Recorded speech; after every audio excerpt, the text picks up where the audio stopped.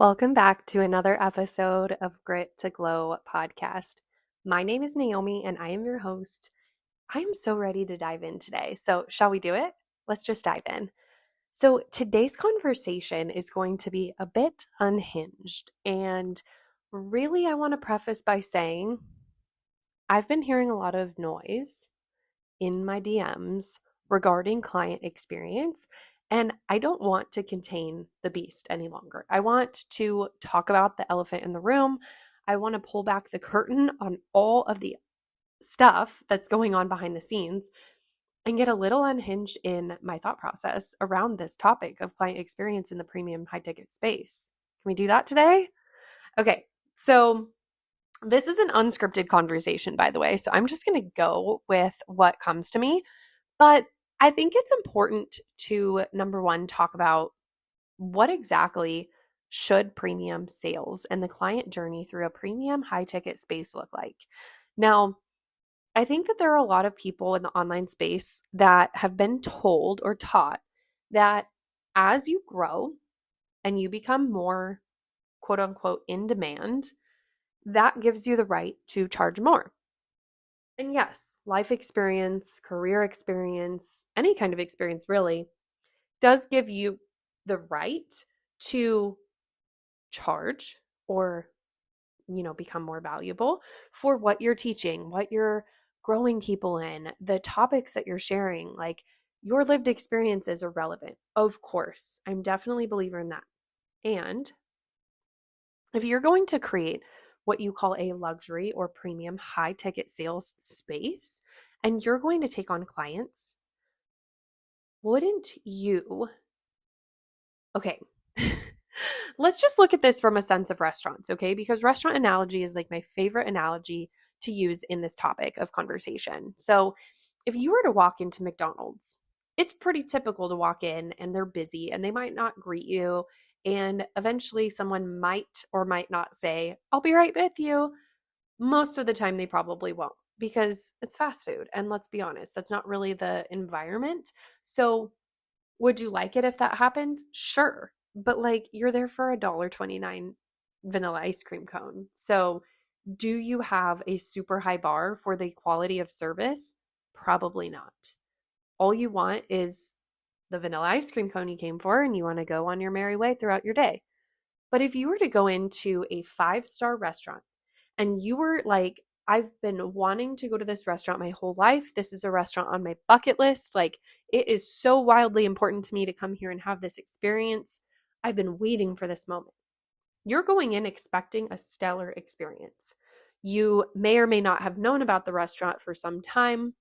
You've been following them along in, their Michelin star journey. Like, maybe they are a Michelin star restaurant and you're like, oh my gosh, I want this experience. And you go into that establishment. And if you know anything about the restaurant industry, then you know this would never happen in a Michelin star restaurant. But like, let's just say you walk into that establishment and you're not greeted by a host. And it takes maybe like 30 to 60 seconds to get greeted, but you're standing there waiting and waiting and waiting and waiting and waiting. And all of a sudden, someone walks up and says, Hi, can I help you? Yeah. Okay, you have a reservation. You share that with them. Okay, it'll be just a minute. I want to make sure your table's ready. You'd be like, What? I made a reservation, right? And this is a 5-star restaurant. So, like, when I walk in at the time of my reservation, my table ought to be ready for me or I'm walking out. Like, that's your first experience with that restaurant, right? Then you're like, okay, I'm going to give them the benefit of the doubt. I'm going to now go get seated and I'm going to take it with a grain of salt. Everyone has an off day, right? So you go sit down in this 5-star restaurant to be greeted by your server. He's suggesting, talking about the menu, sharing. It feels really good. You order your drink. Your drink takes, I don't know, 5 minutes to come from the bar.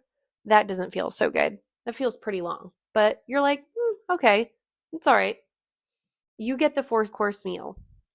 You get the 4-course meal paired with wine. And there's a couple different times throughout the night where you feel like the food's taking a little longer than expected. The server's not really telling you, oh, so sorry, our kitchen's backed up. It's like, no, every single touch point of this experience, there's little things that are just building and building and building. And all the while, never does the server ask you, how's everything tasting tonight? There's none of that. It's just simple, your next course will be out shortly. And that's it. There's no connection. There's no experiential portion of this experience. It's just you staring at the menu at the beginning of the meal going, I hope this price is worth it. And throughout the course of the meal, you're thinking to yourself, man, I could have gone to Red Robin and gotten a cheeseburger for a 20th of the price, and I would have been twice as satisfied, both filled and also with good food that's decent and great customer service. And here I am spending all this money, time, effort, planning to come to a bucket list location only to feel sorely disappointed at the fact that I'm spending so much money on a meal right now. How would that feel? Now, the other part of this is even if your experience was decent, at the end of the experience, the server drops the check. Thank you for a great night tonight. It was an honor to serve you. Here's your check whenever you're ready. Pays the bill. Okay, server brings it back. Have a great night. That's it. No, we hope to see you next time. No, anything. It's just cut dry to the point. And is there anything wrong with that? No. But in a premium high ticket space, in a premium high quality 5-star restaurant, right? It feels subpar. And so what I would encourage you is if you're someone who's in the high ticket sales space, I want you to look at it from this lens, because when I go to invest, and I've talked to quite a few people who invest in coaches regularly, who believe heavily in mentorship like I do. If I was to go and I'm looking for a mentor, and I have 2 different options of people I'm dying to work with, there's 2 things that are the first thing that make me say yes or no, okay? Number 1, what is their reputation? Do I know somebody who has worked with them directly? And if so, I'm going to first go to that person and say, hey, I'm thinking about working with this person. Tell me about your experiences working with them. And I want to hear exactly how it's been for them, okay? That's the very first thing. So if you're not creating an environment where people are satisfied, much like this restaurant, am I going to refer that restaurant to someone else to go there? No. Likely, if someone asks me how my experience was, I'm going to tell them that I would have had better service and enjoyed my experience more at Red Robin, right? Like that would be the case. So when you look at you from a lens of sharing your services, being in the high ticket sales space, what are you doing to go above and beyond? And not just give the deliverables, but like do a really stellar job doing that, right? Make them feel something. That's number 1. Number 2, I think this is wildly underestimated. Thinking about what can you do at every single touch point to make your people feel seen, valued, cared about? And really, I mean, it's very simple, but in the online space, it is really hard not to view what's happening. I like to call it an online epidemic, but it's very hard to view what's happening, hard not to view what's happening, as a problem. Because what I see happening is that there's people charging premium rates, premium high ticket rates. And what they're doing is they're charging this, but then it's like the lead generation portion is the thing that's most focused on. They want these people inside of their spaces, and they is just a general statement, right? A lot of people are lacking on onboarding. They aren't thinking about what actually do I need to do in the onboarding process to help my clients succeed within my spaces and get the ultimate outcome that they're paying me for.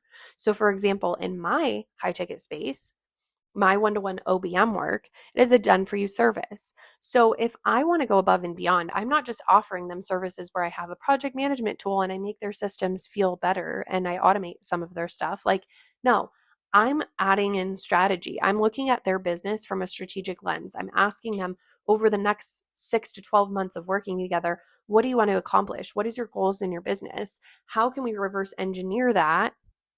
And in the onboarding process, I'm asking these kinds of questions so that on their kickoff call, I can then make a game plan for that, right? And then I can mark this along their journey. I can refer back to this along their journey and see how far they've come. And I also get the opportunity by having strong onboarding to collapse time. Why? Because I can see in the forefront exactly what they're needing, wanting, and lacking, and I can fill those gaps for them. But if I never take the time to onboard them, if I never take the time to ask those questions, I'm just sending them a link to enroll and then hoping that, we figure it out along the way. That's not good quality premium service, right? Coaching is no different. If you're bringing in clients and you're coaching them, whether it's on business or somatic therapy, or maybe you're coaching them on some kind of subconscious healing, or maybe you're a nutrition coach, you want to get to know your people so that you can tailor your container to them. You can help them find, if you have a more passive container where you have a lot of like digital resources that they get to tap into on top of their calls with you or group calls, you can guide them to the right places in your back office, in your portal, and the right trainings that are going to serve their needs, because no two clients are going to be the same, right? That is good quality client experience.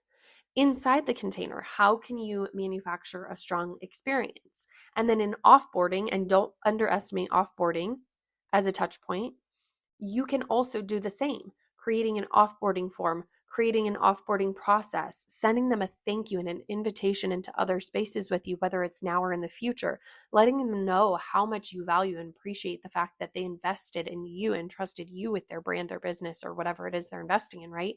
It's like you getting outside of that day-to-day work and really thinking about the experiential portion of what you do is going to raise the bar, and it's going to set you apart from so many people, because I will be the first person to tell you almost nobody is doing this. I got a DM, and I got on and was talking back and forth with one of my clients, and she actually hired a mentor for multiple 5 figures of an investment to work with her for, I don't know, it was a couple months, I think, in a container. And literally this person was telling me that the investment had a lot of misses. And because I talk so heavily to client experience, she felt the need to reach out to me and say, and I have no idea who this mentor is, but she wanted to reach out to me and say, like, this person is wildly open about her income, her revenue in her business, how much she's generating. And the fact that she's going to be generating X amount of dollars, and I paid her this much money, and I was never once sent a thank you gift. I was never once sent a bouquet of flowers. Like during the course of working together, she had some massive things happen in her business. She was never sent a bouquet of flowers or anything to acknowledge the fact that, like, damn, you achieved so much. Congratulations. And to invest the cost of a car essentially into this mentorship, and to feel like that person wasn't seeing them, wasn't a validation thing for her. It was just simply premium experience, right? So where are you missing the mark? Where are you not forward thinking enough about the long term? Where are you trying to cut overhead and trim cost to save you in the long term or in the short term? But then ultimately it's like, damn, what costs more? A bouquet of flowers to recognize a client for $100, or losing that client to not re-signing again for another, what, 20, 30, $40,000 package? Yikes. So I want to shift how you think about the client experience, because it matters. And if we're going to be talking about our spaces, whether you're a service provider, a coach, whatever it is, if you're charging premium rates, let's amplify how we're treating our clients inside the containers. And it goes back to the foundations. It goes back to the basics. This isn't outside of the box, over the top stuff. You don't have to treat them to a spa day. More power to you if you do. But audit your onboarding systems, audit your offboarding systems, audit your containers. Do your containers actually have structure and make sense for the ultimate outcome that you're promising? What is your highest deliverable outcome inside of your container? And are you structuring that space to help those people inside your containers achieve exactly what you're promising them? And if not, what are you doing about that? As you listen to this, as you listen to this training, as you listen to this podcast, what are you doing about it? Because if you're here, if you're listening to Grit to Glow, I would be willing to bet that you are similar to me because we have shared value. I talk a lot about shared value. I talk about my vision, my mission, my impact, my legacy, dreams. And I would be willing to bet if you're listening to this podcast, it's because you have shared values. And so if you have shared values, that means you are a person of wild integrity, that you deeply care about your clients and that you want to treat your clients' businesses just like they were your own.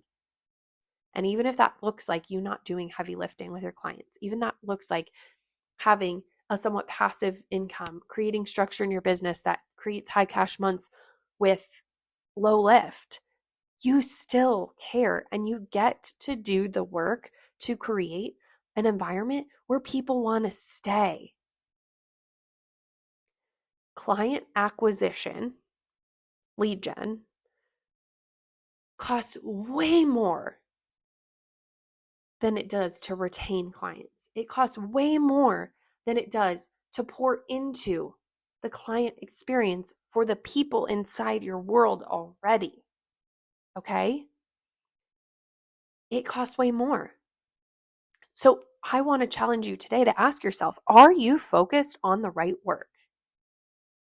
Or are you focused on chasing the next client?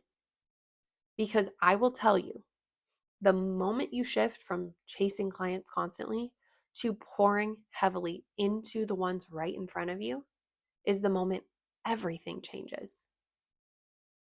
All right, you guys, that is it for tonight. I'm wrapping this episode up for you. If you took something away from this podcast, drop it in my DMs and tag me at Desert Lux Creative on Instagram. I would love to chat with you. And until next time, you guys, I hope you have an amazing week. Merry Christmas. Christmas is just around the corner. And I hope you have a Merry Christmas, Happy Holidays, Happy New Year's, and I will be back the first week in January. Mwah.